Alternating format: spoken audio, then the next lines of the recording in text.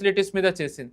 So important refinery hubs అన్నీ కూడా ఇప్పుడు ఒక రకంగా ప్రెషర్లో ఉన్నాయి. వాళ్ళ రిఫైనింగ్ కెపాసిటీస్ని ఫుల్లీ యూటిలైజ్ చేసుకునే పరిస్థితిలో లేవు. దాడులు జరుగుతుంటే ఏం చేయగలండి? ఎగ్జాక్ట్లీ. ఖతార్ ఆల్రెడీ అనేసింది కొన్ని బిలియన్స్ ఇన్వెస్ట్ చేయాలి, కొన్ని ఇయర్స్ పడుతుందని. సో ఇది భారత్కి ఒక అడ్వాంటేజ్ క్రియేట్ చేస్తుంది మనకి. మనం వరల్డ్లో 4th లార్జెస్ట్ రిఫైనింగ్ పవర్లో ఉన్నామండి. యుఎస్ మొదటి స్థానం, రష్యా 2వ స్థానం, చైనా 3వ స్థానం. I think Russia China 2nd 3rdలో ఉంటుంది, బట్ మనం 4th. కానీ ఇప్పుడు రష్యా ఆ స్థితిలో లేదు.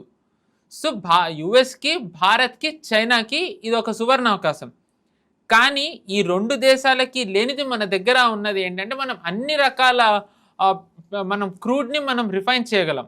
దీని గురించి మనం ఒకసారి చర్చించుకున్నాం కూడా. ఎస్పెషల్లీ జామ్నగర్ ఫెసిలిటీ చాలా హై సల్ఫర్ని కూడా అది రిఫైన్ చేయగలుగుతుంది. ఎస్పెషల్లీ ఫర్ ఎగ్జాంపుల్ ఇప్పుడు రష్యన్ ఊరల్స్ కానివ్వండి, వెస్ట్ ఏషియన్ ఆయిల్ కానివ్వండి, లేకపోతే Venezuela which is very high sulphur అది కానివ్వండి, వెనిజులన్ ఆయిల్ అన్ని దేశాలు కూడా రిఫైన్ చేయలేవు.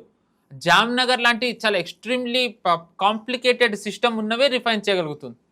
సో మనకి